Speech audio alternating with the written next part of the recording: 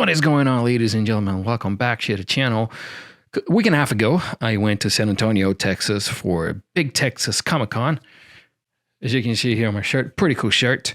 I spent 2.5 days there, Friday, Saturday, and Sunday, just really checking it out. And I got to attend some panels. I got to go to the Giancarlo Esposito panel and ask a question. I got to go to the Cobra panel and ask a question. I got to walk around. Unfortunately, I wasn't allowed to have any one-on-one interviews with some of the celebrities. I asked, I tried, but they denied me. So it is what it is. Sometimes it's the wild, wild west out there. So without further ado, let me show you guys what happened that weekend.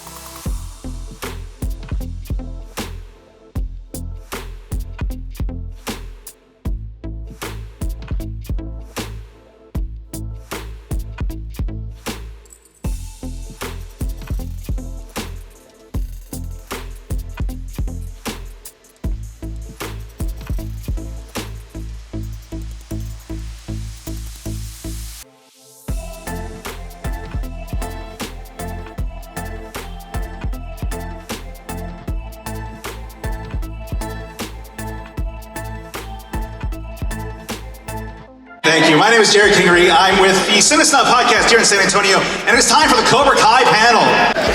The one guy whose name I didn't want to screw up, I screwed up. I'm sorry, Martin. You're a dead man.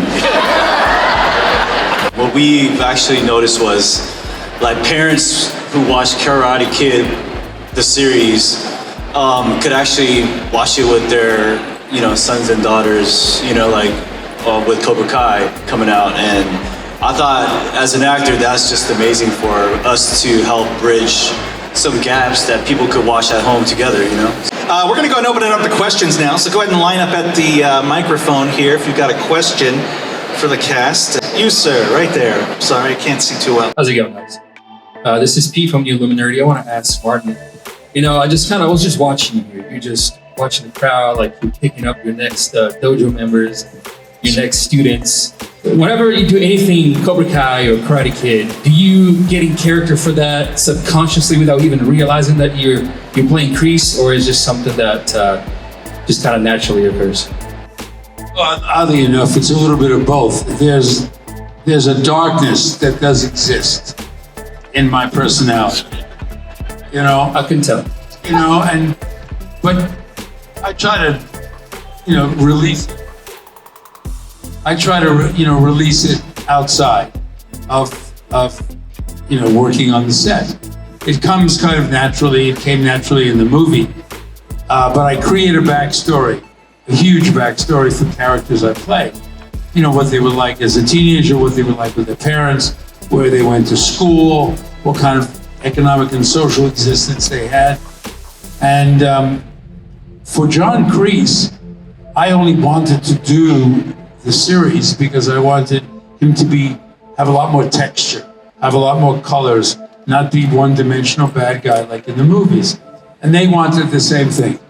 And so it's much more exciting for me to play the colors and the vulnerability that's established in all these flashbacks, because you see how tough this guy is, and then you see why he's had these problems in life. And I never look at this character I never look at him as a villain. I look at him as a misunderstood character. He's misunderstood. And actually, I think there's a lot of John Kreese inside, but as I did with Dancing with the Stars, there's a lot of Marty Cove out there too, So it's sort of a combination of both. Because there are some parallels between your life and the character that you play in his backstory. Did you have any sort of input on his origin story? Jesse's? Yes. Like the whole going to war part and... Yeah, but the writers, not Jesse, the character, yeah, I know what you're saying. John Kreese was created very well. I did my homework. I met with mercenaries. I met with Army Rangers. I did all my homework. And I had a yellow pad and brought it in to talk about season 2. And they were ahead of me. The writers were so far down the line with all of that preparation and all those colors and the backstory, the Vietnam, and why No Mercy came into context. I never even got to my legal pad with my notes because they were so embedded in his background already before we even began season 2. So I was flattered, and you feel comfortable and you want to work with them because they're so perceptive and intelligent. And the writing, as we all know it, the writing is what makes our show. The writing is what makes the scene that they had with the body bag and the zippering it up and all that, and the music and the camaraderie that they felt with Johnny. That's all in the writing. If you don't have things in the writing, mostly you won't have a successful show, no matter what medium it's in. Thank you.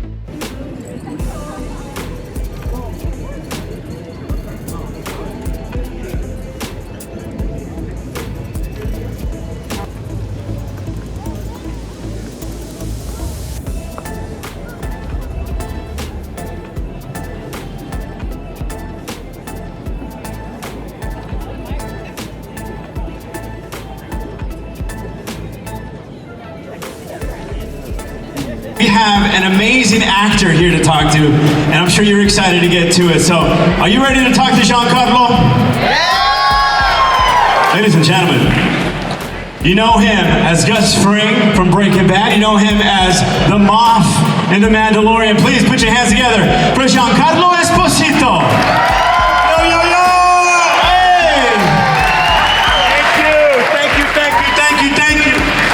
Nice to see you. Nice to meet you. Have a seat. And each of us in our lives have a journey that's really very special to us, not only because we're living it and we're in our own skin, but when we look at stories that have the ability to inspire us. And the hero's journey is a story that allows us to be larger than life in our own lives. What does that mean?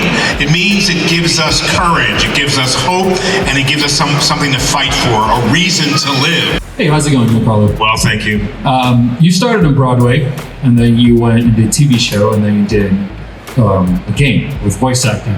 What are some of the parallels between Broadway and voice acting? Because with those two, your voice is going to be relaying the message rather than your face. So what are some of the experiences that you took from Broadway into doing voice acting? Well, I had to make a transition. I was on Broadway at 7 years old.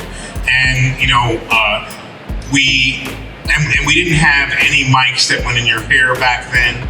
This is back in the late 70s. We had mics that were on the proscenium of the stage. You had to project and reach the last row of the whole theater. So you had to learn how to use your instrument, the vocal instrument, you had to rely on that for people to understand, hear you, and get what you were trying to tell them through the story. And so it trained me in a very big way. Then I made a transition into soap opera, and finally into television, and into film, and which is a different style of acting. In film and television, the camera's right in front of you. Everything has to be so much smaller, so much more precise. You have to know the medium you're working in. And then, of course, now I've moved in to the gaming world with Far Cry 6, which harkens back to theater, because, and it also, it matches up the world of Mandalorian, because you're in a big volume with no seats. Everything is green screen. There's no props. If there are, they're green. You have no costume. So think about it. Like, when I come from theater, to be in a room in Mando and have a huge cape and costume was a great thing. But I'm in a room with nothing is there except computer-generated pictures. And so I realized immediately, standing on top of my TIE fighter, looking for my enemies who shot me down, that I had to be the mirror of the audience. I had to be your reflection. What I saw out there in the sky or looking over the hill, I had to allow you to see. With Far Cry, the game, you're in a similar room, but you have no costume. I was in, tights. Yeah, leotard of some sort, right? With the leotard. And so with a helmet, a football helmet on my head, with cameras and lights on the helmet, recording all of my facial movements, with markers on my knuckles, every bone in my body, so they could mark that. They're taking a recording of me as I talk to you right now.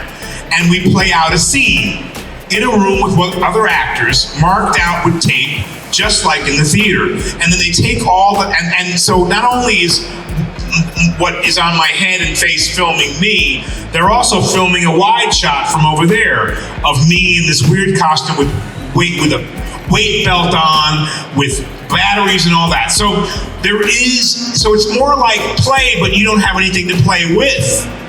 So it feels like you're a kid in a sandbox, and your imagination has to work, and you have to figure it out in a very theatrical way. So it helped me a lot to rediscover how to bring it to life without a lot of physical elements around me.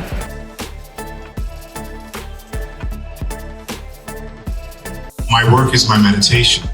I was told by my mother early on that God is in the details. And the devil could be there too.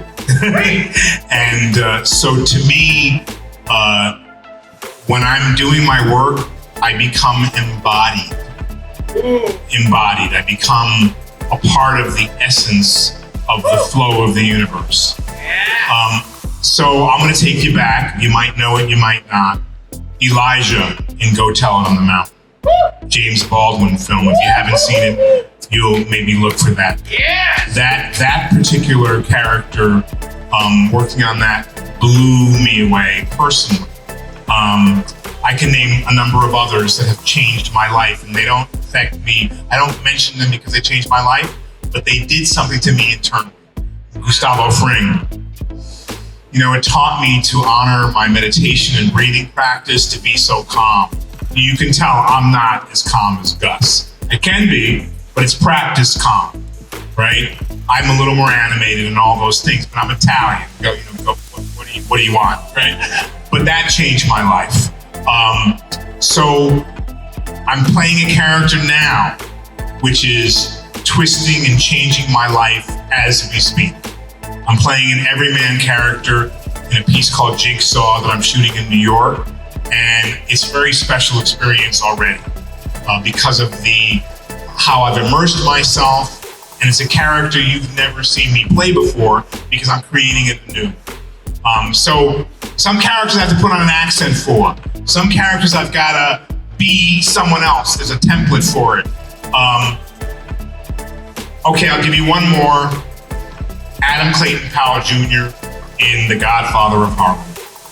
Historic characters. Now you got a lot to play with. historical characters that are written, characters that are comic book characters, all of which I look at in the same, I give it the same deference and the same honoring I do as any character I play. When you allow yourself to be affected and feel something through the experience, the experiential feeling of what you do, you then understand that life is the best teacher, that experience is the best teacher. Because once you put your hand on the hot flame and you burn it, you're not gonna wanna do that again, right? So then you have the experience of whatever that means to you. You doubted that was hot, you found out. You doubted you could do something and you did it, and you overcame. The experience of that gives you more essence and power than anyone telling you that you can do it, because you experienced that you can. And so that's what our journey is for each of us. So with every character, whether I fail or succeed, has left an indelible impression on me because I've been in the experience. And if you're not in the experience of life and you're walking around looking at your feet, then you have nothing to look forward to, because then you don't believe that you have the power and the strength to empower yourself to have and be a part of the experience.